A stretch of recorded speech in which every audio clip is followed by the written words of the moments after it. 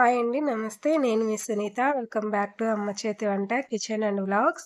ఈరోజు వీడియో వచ్చేసి రెస్టారెంట్ స్టైల్‌లో క్రిస్పీ కార్న్ ఎలా చేసుకోవాలనేది చూపిస్తున్నాను అండి. ఈ సీజన్‌లో స్వీట్ కార్న్ అనేది చాలా ఎక్కువగా వస్తూ ఉంటది కదండీ! కార్న్ వస్తూ ఉంటది. స్వీట్ కార్న్ వస్తూ ఉంటది. ఒకసారి ఇలా స్వీట్ కార్న్‌తో ట్రై చేసి చూడండి. చాలా బావుంటుంది. నిజం చెప్పాలంటే రెస్టారెంట్ టేస్ట్‌తో పోలిస్తే ఇదే ఇంకా చాలా టేస్ట్‌గా ఉంటుంది. ఒక్కసారి ఇంట్లో మీరు ఈ విధంగా చేసుకొని తిన్నారంటే రెస్టారెంట్‌కెళ్ళి అస్సలు కొనుక్కొని తినరండి. చాలా అంటే చాలా బావుంటుంది. అంత టేస్ట్‌గా ఉంటుంది. మరి ఎంతో టేస్ట్‌గా ఉండే ఈ క్రిస్పీ కార్న్‌ని ఎలా చేసుకోవాలో ఇప్పుడు చూద్దాము. దానికోసం ఇక్కడ నేనొచ్చేసి 2 తాజాగా మంచి లేతగా ఉన్నవి స్వీట్ కార్న్ అయితే తీసుకున్నానండి. గింజ చూస్తున్నారు కదా! ఇలా కొంచెం లావుగా ఉండి మంచి లేతగా అంటే పాలనేవి మంచిగా ఉండాలనమాట. అలాంటి స్వీట్ కార్న్ తీసుకున్నామంటే టేస్ట్ అయితే చాలా బావుంటుంది. వీటి నుంచి ఇలా గింజలన్నిటిని సెపరేట్ చేసేసుకోండి. చాలా ఈజీగా వచ్చేస్తాయండి. కార్న్ అయితే కాస్త గట్టిగా ఉంటుంది గానీ, స్వీట్ కార్న్ అయితే చాలా ఈజీగా వచ్చేస్తదనమాట. సో, నేనొచ్చేసి ఇలా 2 కార్న్ తీసుకొని ఇలా గింజలనైతే ఒలిచి తీసుకున్నాను. సో, ఈ విధంగా అయితే అన్నిటిని ఒలిచి తీసుకోండి. ఇవైతే 2 కంకులకి కాస్త తక్కువున్నాయండి. నేను ఒలుస్తున్నప్పుడే మా పిల్లలు తినేసారనమాట. తర్వాత ఒక కడాయి తీసుకొని అందులోకి మంచినీరు తీసుకొని, మనం ఒలిచిపెట్టుకున్న ఈ స్వీట్ కార్న్ గింజలన్నిటిని వేసి, ఇందులోనే రుచికి సరిపడా సాల్టేసుకోండి. సాల్ట్ ఇక్కడ తక్కువైనా పర్వాలేదండి. మళ్ళీ వేసుకుంటామనమాట. తర్వాత ఇందులోనే ఒక పావు టీ స్పూన్ పసుపు వేసుకొని, ఇప్పుడు దీనిని స్టవ్ పైన పెట్టుకొని మంచిగా ఉడికించుకోవాలి అండి. మంటని మీడియం ఫ్లేమ్‌లో పెట్టి మూత పెట్టి కనీసం ఒక 5 నిమిషాల పాటు మంచిగా ఉడికించుకున్నామంటే గింజ అనేది లోపల దాకా చక్కగా ఉడుకుతుందనమాట. ఇక్కడ చూస్తున్నారు కదా! ఈ విధంగా అయితే ఉడికించుకోవాలనమాట. ఇక్కడ చూస్తున్నారు కదా! మంచిగా ఉబ్బిపోయింది గింజ. సో, ఈ విధంగా అయితే ఇలా ఉడికించుకోవాలనమాట. ఇలా ఉడికించుకున్న తర్వాత ఈ వాటర్ అంతా కూడా ఒక స్ట్రెయినర్‌లోకి తీసుకొని వాటర్ ఏమి లేకుండా వంపేసి తీసుకోవాలి అండి. చూస్తున్నారు కదా! ఇప్పుడు వీటన్నిటిని వంపేసుకొని ఒక గిన్నెలోకైతే తీసుకోండి.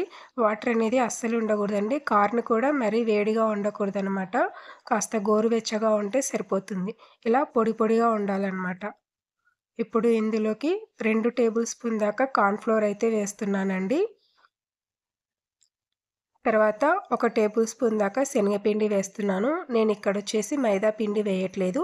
మీరు కావాలనుకుంటే వేసుకోవచ్చు. శనగపిండి కూడా పూర్తిగా ఆప్షన్ అండి. నేనైతే మైదా పిండి బదులు శనగపిండి వేస్తున్నాను. తర్వాత ఇక్కడ కాస్త ఉప్పు అనేది వేస్తున్నాను. మనం స్వీట్ కార్న్ ఉడికించుకునేటప్పుడు ఉప్పు వేసుకున్నాం కాబట్టి ఒకసారి టేస్ట్ చూసుకొని సరిపడినంత వేసుకోండి. తర్వాత 1 టీ స్పూన్ దాకా కారం వేసుకోండి. ఇవన్నీ వేసుకున్న తర్వాత ఇదన్నీ కూడా గింజకు బాగా పట్టేలాగా కలుపుకోవాలి అండి. పిండి అనేది స్వీట్ కార్న్‌కి మంచిగా కోట్ అవ్వాలనమాట. ఆ విధంగా అయితే పట్టుకోండి. ఒకవేళ మీకు పొడి పొడిగా ఉంది అంటే కాస్త నీళ్లు చిలకరించి కలుపుకున్నామంటే చక్కగా వచ్చేస్తదనమాట. ఇక్కడ చూస్తున్నారు కదా! పిండి అనేది ప్రతి గింజకి కూడా మంచిగా పట్టుతుంది. ఆ విధంగా కలుపుకోవాలండి. ఇలా మొత్తం కలిసేలాగా కలుపుకొని మూత పెట్టేసి ఒక 5 నిమిషాల పాటు పక్కన పెట్టుకున్నామంటే స్వీట్ కార్న్‌లలో ఉండే ఆ వేడికి పిండి అంతా కూడా మంచిగా కలిసిపోతుందనమాట. 5 నిమిషాల తర్వాత చూస్తున్నారు కదా! ఈ విధంగా అయితే తయారవుతుంది. సో, ఇలా అయిన తర్వాత మరొకసారి పొడి పొడిగా చేసుకొని పక్కన పెట్టేసుకోండి. ఇప్పుడు స్టవ్ పైన ఒక కడాయి పెట్టుకొని డీప్ ఫ్రైకి సరిపడినంత ఆయిల్ పెట్టుకొని, ఆయిల్ బాగా వేడైన తర్వాత మనం కలిపి పెట్టుకున్న స్వీట్ కార్న్ ఉన్నాయి కదా! అవన్నిటిని కూడా తీసుకోండి. ఒక్కొక్కటిగా నిదానంగా తీసుకోండి పొడి పొడిగా. ఒకే చోట వేసామంటే ఉండలు కట్టేస్తుందనమాట. సో, ఈ విధంగా అయితే వేపుకోవాలనమాట. గింజలు వేసిన వెంటే కలపకుండా ఒక నిమిషం తర్వాత కలుపుకున్నామంటే స్వీట్ కార్న్‌కి పట్టిన పిండి అనేది విడిపోకుండా ఉంటుంది. ఇక్కడ చూస్తున్నారు కదా! ప్రతి గింజ కూడా విడివిడిగా మంచిగా వచ్చాయి కదా! ఈ విధంగా అయితే వేపుకున్న తర్వాత ఇన్ నూనెలో నుంచి ఈ విధంగా మనం తీసేసుకోవాలి.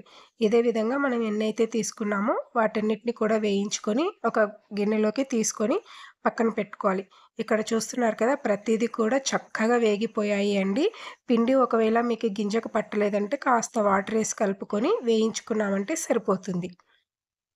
తర్వాత ఇప్పుడు స్టవ్ పైన ఒక కడాయి పెట్టుకొని, ఒక టీ స్పూన్ దాకా నెయ్యి వేసుకొని, అందులో ఒక 3-4 సన్నగా కట్ చేసిన వెల్లుల్లి వేసి, తర్వాత ఒక 2 పచ్చిమిర్చిని కూడా సన్నగా కట్ చేసి వేయండి. అలాగే ఒక మీడియం సైజ్ ఉల్లిపాయను కూడా చిన్న ముక్కలుగా కట్ చేసి వేసి, 2 రెమ్మల కరివేపాకును కూడా వేసుకోండి. మీరు కావాలనుకుంటే ఇక్కడ కాస్త కొత్తిమీర కూడా వేసుకోవచ్చనమాట. ఇవన్నీ వేసిన తర్వాత ఒక నిమిషం పాటు బాగా మగ్గనివ్వండి. ఇలా మగ్గిన తర్వాత కాస్త రుచికి సరిపడా సాల్ట్ వేసుకోండి.